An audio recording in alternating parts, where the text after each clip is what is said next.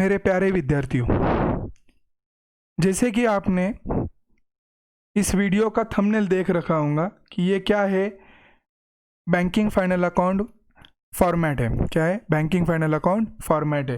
तो ये फॉर्मेट की शुरुआत हमने हमारे पिछले वीडियो से की थी। ये हमारा वीडियो का दूसरा पार्ट है। कितना पार्ट है? दूसरा पार्ट है।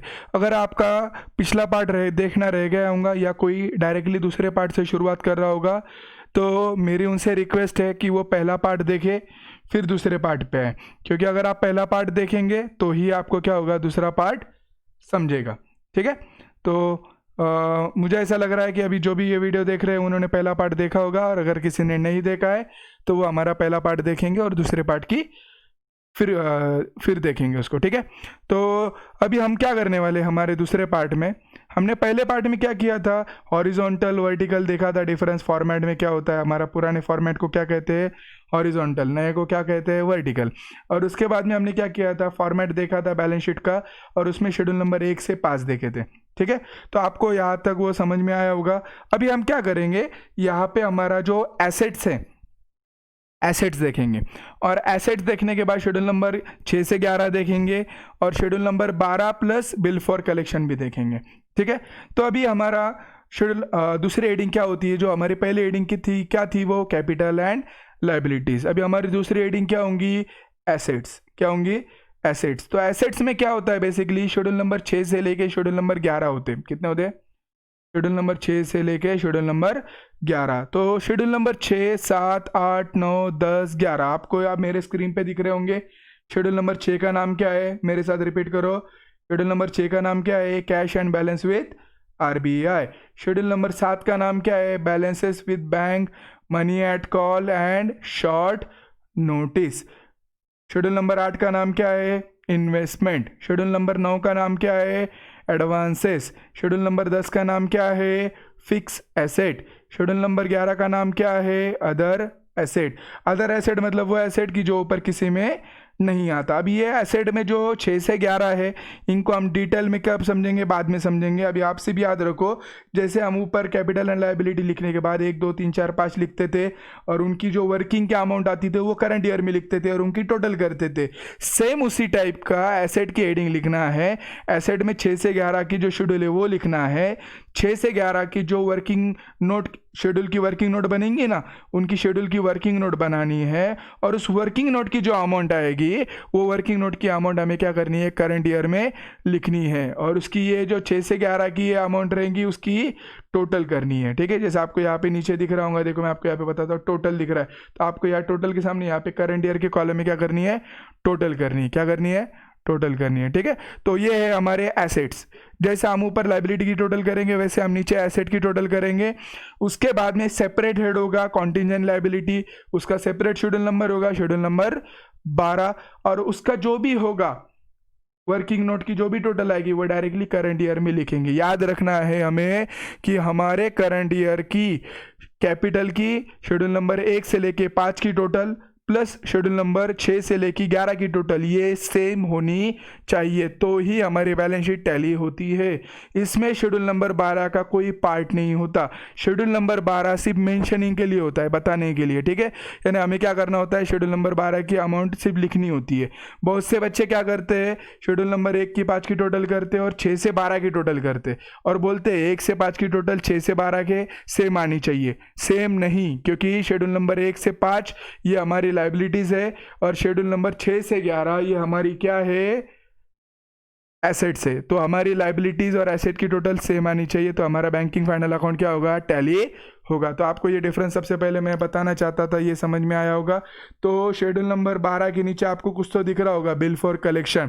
तो ये क्या होता है, बिल फॉर कलेक्शन बोल के एक सेपरेट आइटम होता है। अगर आपको कई एग्जाम्पल में बिल फॉर कलेक्शन बोल के कुछ अमाउंट आती है, तो आपको क्या करना है, बिल फॉर कलेक्शन के सामने करंट ईयर में वो अमाउंट लिख लेनी है। उसका ना कुछ वर्किंग नोट बनाना है ना कुछ करना है। ठीक है? आपको ये समझ में आया? यानी सबसे सिंपल बात, अगर आपको एग्जाम्पल में बिल फॉर कलेक्शन दिखता है तो आपको आना है और करंट ईयर के कॉलम में अमाउंट लिखनी है। बिल फॉर कलेक्शन मतलब क्या, कि जो बिल कलेक्शन के बाकी है। यानी ये क्या होता है, बैंक क्या करती है, कस्टमर के बिहाफ ये बिल को कलेक्ट करती है। यानी बैंक का इसमें कुछ रोल होता है क्या, ना बैंक की वो एसेट है ना बैंक की वो लाइबिलिटी। वो क्या करती है, बैंक कस्टमर के बिहाफ, कस्टमर के वास्ते क्या करती है, वो काम करती है, इसलिए इसका। और कॉन्टिजेंट लायबिलिटी मतलब क्या, मैं आपको बाद में बता दूंगा, ठीक है, क्योंकि उसका सेपरेट शेड्यूल है। बिल फॉर कलेक्शन आपके समझ में आया, ठीक है, समझ में आया होगा। तो अभी हम क्या करते हैं, आगे चलते हैं। अभी आगे क्या करेंगे, हम शेड्यूल की वर्किंग देखेंगे। तो शेड्यूल की वर्किंग देखते टाइम पे हमने पिछले लेक्चर में हमने क्या किया था, शेड्यूल नंबर 1 से लेके शेड्यूल नंबर 5 क्या किए थे, देखे थे। अभी हम देखेंगे शेड्यूल नंबर 6। तो ये क्या होता है, यहाँ पे क्या करते हैं, शेड्यूल नंबर बोल के उसका नाम लिखा जाता है। क्या किया जाता है, शेड्यूल नंबर बोल के उसका नाम लिखा जाता है। कि जैसे आप यहाँ पे देख रहे होंगे, शेड्यूल नंबर 6 लिखा है, cash and balances with RBI लिखा है, यानी ऐसी एडिंग करना है। और ये एडिंग करने के बाद 2 कॉलम करना है। कितने कॉलम करना है, 2। पहला कॉलम क्या होगा, पर्टिकुलर, दूसरा कॉलम क्या होगा, अमाउंट रुपीज़। और ये 2 आइटम अगर आपको एग्जाम्पल में दिखते हैं तो उसको शेड्यूल नंबर 6 बोल के लिखना है और इस वर्किंग नोट में लाना है। तो आपको याद रखना है, शेड्यूल नंबर 6 में 2 आइटम आते हैं। क्या है वो आइटम के नाम, कैश इन हैंड, यानी वो कैश जो बैंक के पास अभी मौजूद है। हैंड, कैश इन हैंड मतलब क्या, जो बैंक के पास अभी मौजूद है। और शेड्यूल नंबर 6 में और क्या आता है, बैलेंसेस विथ आरबीआई, यानी ऐसे पैसे, ऐसा बैलेंस जो बैंक ने क्या किया है, आरबीआई के पास रखा है। तो शेड्यूल नंबर 6 में कितने आइटम आते हैं, 2। क्या, कैश इन हैंड और बैलेंसेस विथ आरबीआई। अगर आपको एग्जाम्पल में ये 2 आइटम कभी भी कहीं भी दिखते हैं तो आपको उसके सामने क्या टिक करनी है, 6 लिखना है। कितना लिखना है, सिर्फ 6, यानी आपको टिक करनी है 6 और वो उठा के शेड्यूल नंबर 6 में लाना है, उसकी टोटल करनी है। और टोटल करके क्या करना है आपको, वो आपके ये जो फॉर्मेट था ना, ये फॉर्मेट में शेड्यूल नंबर 6 के सामने यहाँ पे करंट ईयर में लिखना है। समझ में आया। वैसे ही हम क्या करेंगे, 7, 8, 9, 10, 11 के जो भी आइटम आते हैं वो देखेंगे, उसके अमाउंट लेंगे और वो करंट ईयर में लिखेंगे और फिर इसकी टोटल 6 से 11 की एक साथ करेंगे, ठीक है। तो अभी हम क्या करेंगे, शेड्यूल नंबर 7 देखेंगे। शेड्यूल नंबर 7 देखने के लिए अभी हम क्या करेंगे, अगले पेज पे चलेंगे। हमारे अगले पेज पे आपको स्टार्टिंग में ही दिख रहा होगा, शेड्यूल नंबर 7 लिखा है। शेड्यूल नंबर 7 का नाम क्या है, balance with other banks, money at call and short notice. ये ऐसा शेड्यूल है जिसका नाम बहुत बड़ा है बट आइटम बहुत छोटे, यानी इसमें बेसिकली याद रखना है 2 ही आइटम आते हैं। कितने, 2 ही आइटम आते हैं। कौन सा, पहला money at call and short notice, यानी याद रखना है। आपको एग्जाम्पल में कहीं भी नाम दिखता है money at call and short notice, तो आपको याद रखना है शेड्यूल नंबर कितना, 7। कितना, शेड्यूल नंबर 7। उसके बाद में अगर आपको और एक आइटम आता है शेड्यूल नंबर 7 में, balances with other bank, cash at bank और कैश विद अदर बैंक। याद एक रखना है, कैश इन हैंड जो बैंक का खुद के पास है वो शेड्यूल नंबर 6 में जाता है। पर अगर वही बैंक अपना कुछ बैलेंस दूसरे बैंक में रखती है सेफ्टी के लिए या कोई रीज़न के लिए, यानी वो कैश एट बैंक बोल के आए, तो cash at bank schedule number किस में जाता है, 7। बहुत सारे बच्चे क्या होते हैं, कन्फ्यूज होते हैं, कैश इन हैंड 6 में और कैश एट बैंक भी 6 में ली जाते हैं, ठीक है। कैश एट बैंक आ जाएगा 7 में, ठीक है। तो शेड्यूल नंबर 7 में कितने आइटम आते हैं, 2 आइटम आते हैं। कितने, 2। आपको समझ में आया, ठीक है, समझ में आया। उसकी टोटल करेंगे और वो टोटल क्या लिखेंगे, शेड्यूल नंबर 7 में फॉर्मेट में लिख लेंगे, ठीक है। उसके बाद में अगला फॉर्मेट देखो, शेड्यूल नंबर 8 है। शेड्यूल नंबर 8 में कितने आइटम आते हैं, 2 ही आइटम आते हैं। कितने आइटम आते हैं, 2। शेड्यूल नंबर 8 में आने वाले आइटम कौन से, अगर बैंक कोई इन्वेस्टमेंट करती है इक्विटी शेयर में, डिबेंचर में या बॉन्ड में, तो वो इन्वेस्टमेंट है, किसी भी टाइप की हो, किसी में भी हो, तो इन्वेस्टमेंट अगर इक्विटी शेयर में भी रहेगी, डिबेंचर में भी रहेगी और बॉन्ड्स में भी रहेगी, तो शेड्यूल नंबर कितने में आएगी, 8 में। और उसके बाद में अगर इन्वेस्टमेंट गवर्नमेंट सिक्योरिटीज़ में भी हो तो भी काय में आएगी, 8 में आएगी। तो याद यहाँ पे एक ही बात रखना है, आपको इन्वेस्टमेंट वर्ड दिखता है और वो इन्वेस्टमेंट इक्विटी शेयर में हो, डिबेंचर में हो या बॉन्ड्स में हो या कोई गवर्नमेंट सिक्योरिटीज़ में हो, वो शेड्यूल नंबर किस में जाएगी, 8। और इसकी जो भी टोटल आएगी वो हमारे फॉर्मेट में जाएगी, ठीक है। यहाँ तक समझ में आया होगा। उसके बाद में चलते हैं शेड्यूल नंबर 9। शेड्यूल नंबर 9 का नाम क्या है, एडवांसेस। क्या है नाम, एडवांसेस। एडवांसेस मतलब क्या, आपको मैं सिंबल में समझाता हूँ कि एडवांसेस मतलब वो चीज़ है जो बैंक ने उसके कस्टमर को दी है एडवांस में, और उस कस्टमर से बैंक को क्या होने वाला है, वो एडवांसेस वापस आने वाले हैं, ठीक है। यानी एडवांस में दिया हुआ पैसा जो बैंक को वापस आने वाला है। तो ये क्या होता है कि सबसे बैंक के एसेट होते हैं। तो एडवांसेस में कितने आइटम आते हैं, बेसिकली 5।